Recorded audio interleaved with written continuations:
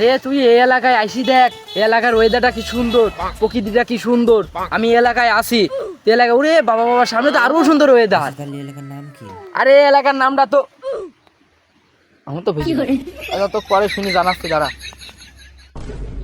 এই এলাকাটা তো সুন্দর কিন্তু এলাকার তো নাম দেয়া নেই কোন জায়গায়। এলাকার নাম কার কাছে জিজ্ঞেস করবো, কিটা বলবেন?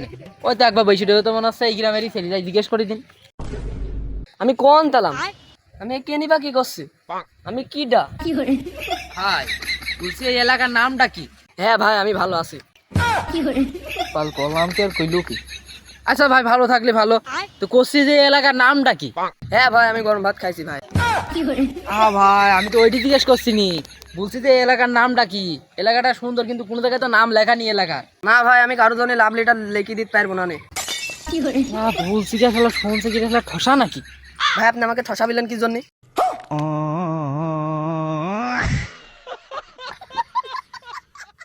বুঝছি ভাই এই এলাকার নামটা কি? আরে ভাই এত জোরে কেউ কথা বলে উনি আমার কান্ডা ফাটা। তুই দূরত্বে বলেন, আমি ভালোভাবে শুনতে পাচ্ছি। দূরত্বে বলেন।